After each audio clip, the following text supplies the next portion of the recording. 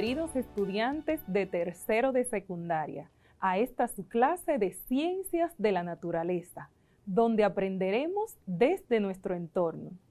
Yo soy tu maestra Sara Lorenzo, quien te acompaña en este proceso de enseñanza y aprendizaje, donde sacaremos el mejor provecho de este año escolar. Pero antes, vamos a observar el siguiente video.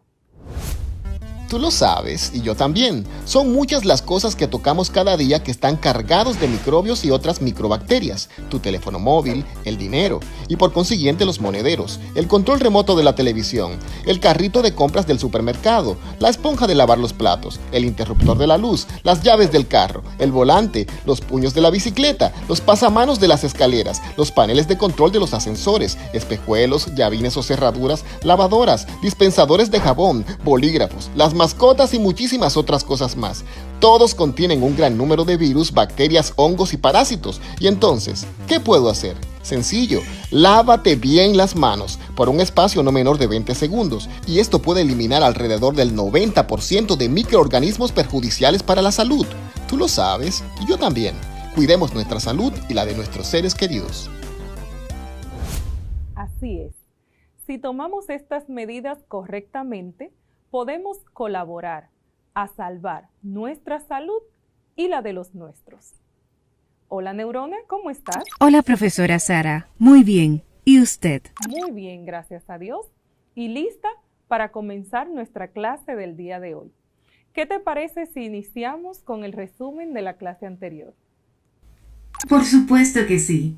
En la clase anterior aprendimos sobre una de las leyes de los gases, la cual fue publicada primero por Gay-Lussac en 1802, pero hacía referencia al trabajo no publicado por Charles alrededor de 1787, lo que condujo a que la ley sea usualmente atribuida a Charles y Gay-Lussac, la cual enuncia que siempre y cuando la presión permanezca constante, es decir, que sea la misma, el volumen de una determinada masa de gas será directamente proporcional a la temperatura absoluta de ese gas.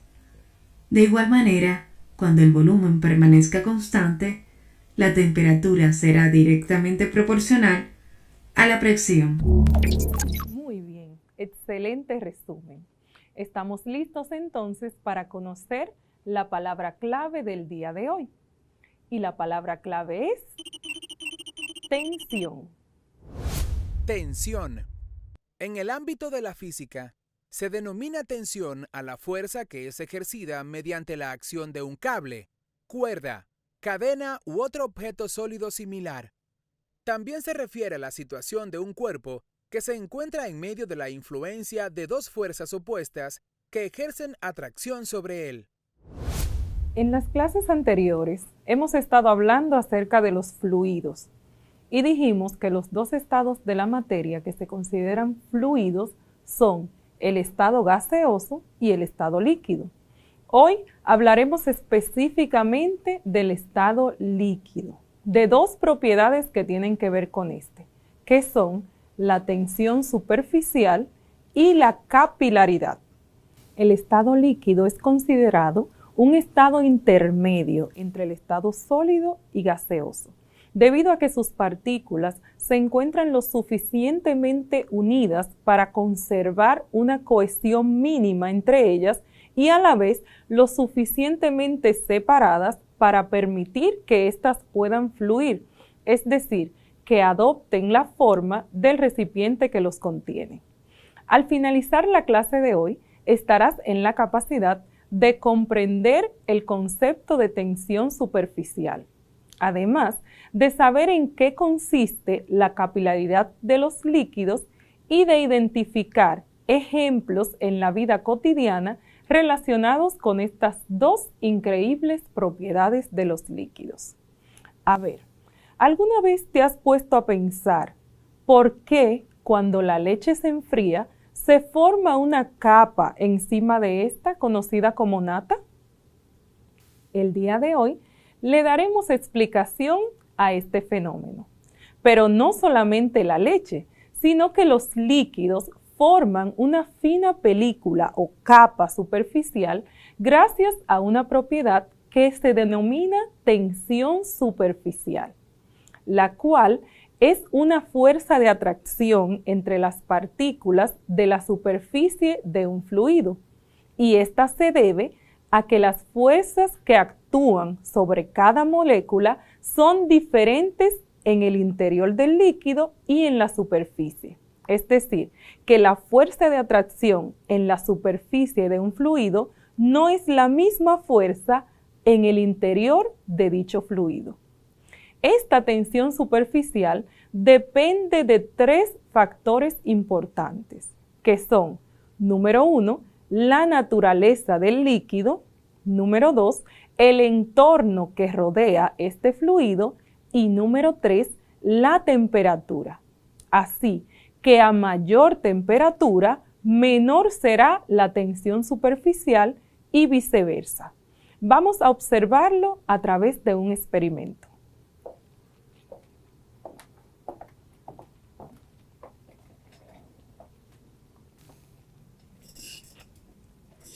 Para este experimento vamos a necesitar agua, jabón líquido, unos clips de metal, pimienta y vamos a ver qué sucede. Lo primero que vamos a hacer es que vamos a tomar un clip y con él vamos a hacer una L. Para esto solamente tenemos que subir uno de sus extremos de esta manera. Luego entonces yo voy a introducir un clip en el agua y veamos qué sucede. Como hemos podido apreciar, el clip se ha hundido debido a que aunque su peso es menor que el peso del agua, la densidad de los metales es mayor. Ahora bien, cuando el agua está en reposo, se crea una capa fina que ya dijimos que se llama tensión superficial. Y vamos a intentar entonces introducir otro clip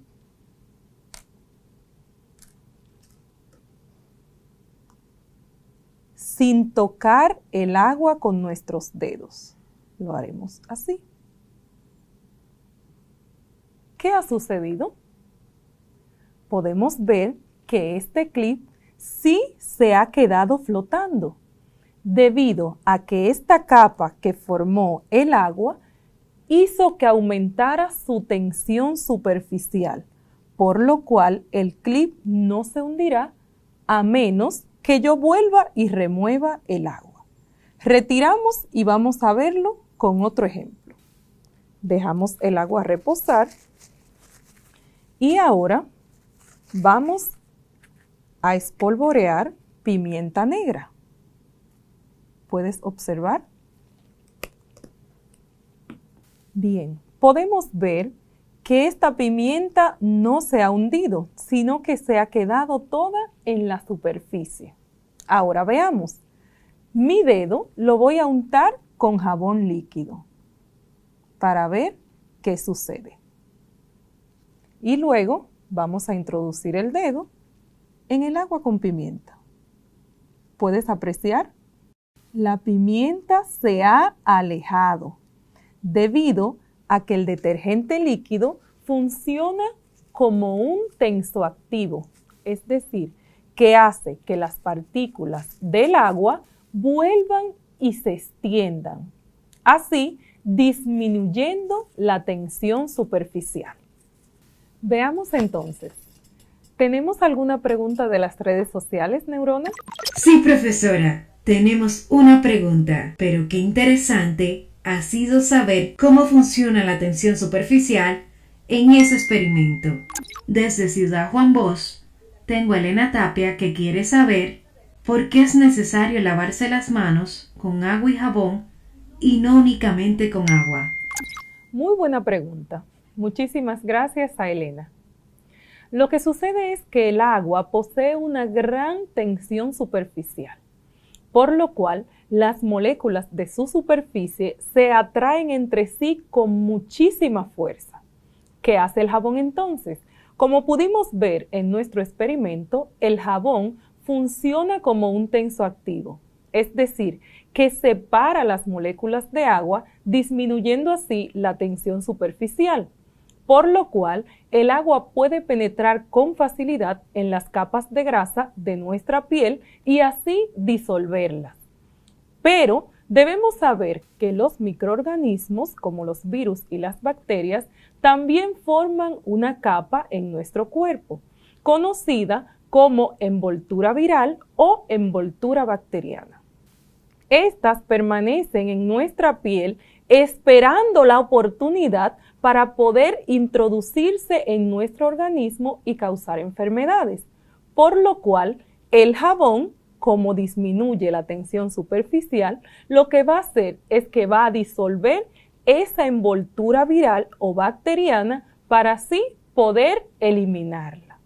Por lo cual es muy importante que no solamente utilicemos agua en el lavado de nuestras manos, sino agua acompañada de jabón. Vamos a ver otros ejemplos de la vida cotidiana donde podemos observar la tensión superficial y el efecto de este fenómeno.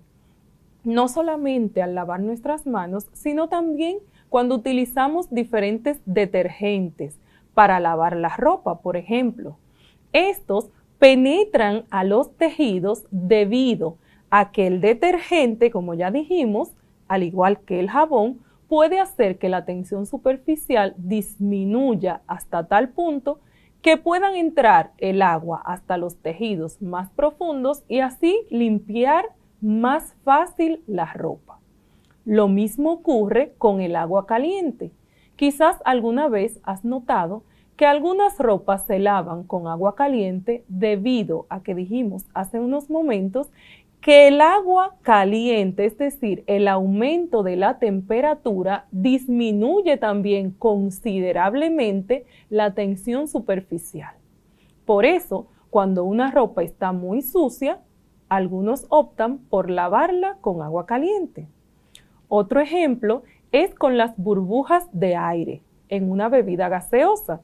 Si te fijas, estas burbujas se quedan en la parte de arriba. También cuando hay mucho polvo y tenemos, por ejemplo, un balde de agua o una cubeta, un cubo, vemos que el polvo cuando cae en el agua no se hunde a menos que nosotros agitemos el agua. También, como ya dijimos al principio, la nata de la leche se queda toda arriba y a medida que la temperatura es mayor, se forma menos, es decir, que es hasta cuando se enfría la leche donde se forma por completo la nata.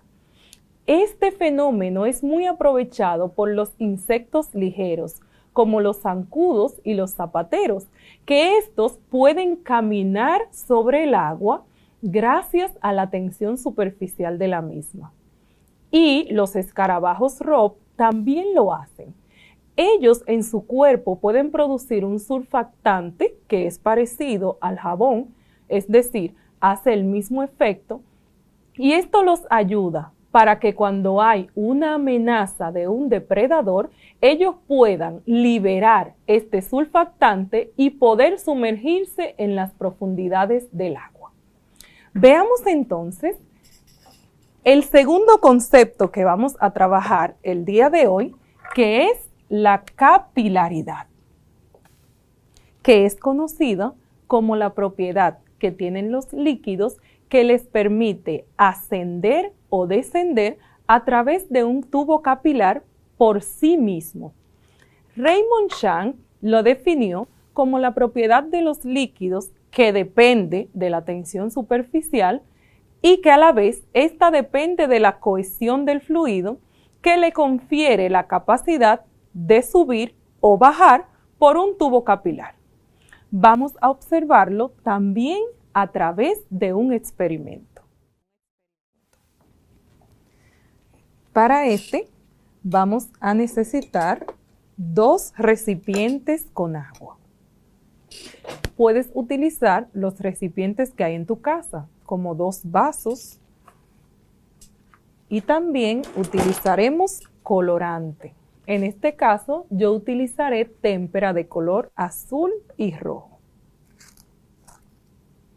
A uno de ellos le vamos a agregar témpera azul.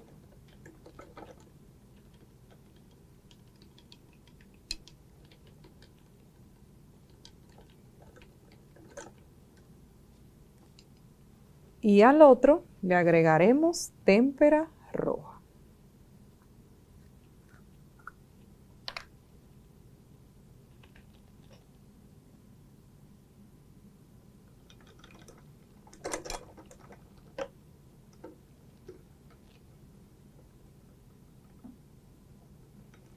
Veamos entonces qué sucederá si le colocamos una servilleta. Envolvemos la servilleta y colocamos uno de sus extremos dentro del agua. Y esta servilleta dentro de este envase. A ver. ¿Puedes apreciar lo que sucede? Lo que ha sucedido es que la capilaridad de la servilleta ha permitido que el agua suba a través de ella. Si lo dejamos por mucho tiempo, podemos ver incluso que toda la servilleta se puede mojar. Lo mismo ocurre cuando estás comiendo galletas con leche. Mojas solamente una parte de la galleta, pero el agua sigue subiendo, o la leche en este caso, sigue subiendo hasta mojar la galleta completa. ¿Verdad que sí, Neurona? Así es, profesora. Pero me surge una duda. ¿Cuál es la importancia de la capilaridad para los seres humanos? Interesante pregunta, Neurona. ¿Sabes qué? Para esto te voy a explicar que nosotros, los humanos, tenemos una función que se llama circulación. Esta función se lleva a cabo gracias al corazón y los vasos sanguíneos. Los vasos sanguíneos, a su vez, son de 3 tipos en los seres humanos. Tenemos arterias, venas y capilares. Las arterias son las encargadas de regar la sangre desde el corazón hasta las partes más distales de nuestro cuerpo. Es decir, las arterias riegan la sangre. Las venas entonces hacen lo contrario, recogen la sangre desde las partes más distales, desde todos los miembros de nuestro cuerpo, y la devuelven al corazón. Entonces, las venas recogen nuevamente esa sangre. Ahora bien, ¿qué hacen los capilares? Para contestar tu pregunta, los capilares son unos finos vasos sanguíneos que se encargan de conectar entre las pequeñas arterias y las pequeñas venas para que esta sangre a través de pequeñas ramificaciones pueda realizar este intercambio. Es decir, los capilares conectan venas con arterias para que éstas puedan intercambiar el oxígeno y los nutrientes que contiene la sangre. ¿Ves? Es muy importante la capilaridad para nosotros los humanos. Ahora bien, hay otros usos también de capilaridad. Por ejemplo, las plantas absorben los nutrientes y el agua desde el suelo a través de las raíces hasta las hojas, pese a que es un movimiento contrario a la gravedad. No importa, ellas pueden hacer ascender o subir todo el agua y los nutrientes de la tierra a través de unos vasos que también se llaman capilares en las plantas. También, no sé si has notado en algunas casas donde hay filtraciones, toda el agua desde fuera es atraída hacia adentro de las casas gracias a la capilaridad de estas paredes, produciendo así humedad en estas casas. Y también vemos que las plantas no solamente recogen agua, sino que también utilizan este proceso para alimentar.